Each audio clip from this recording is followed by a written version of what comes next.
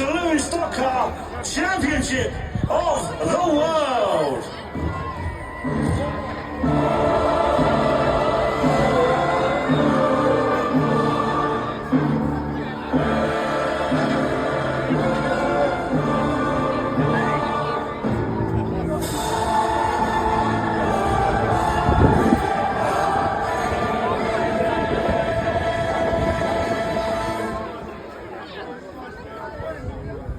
England, you know what's next, say it with me. Drivers, start your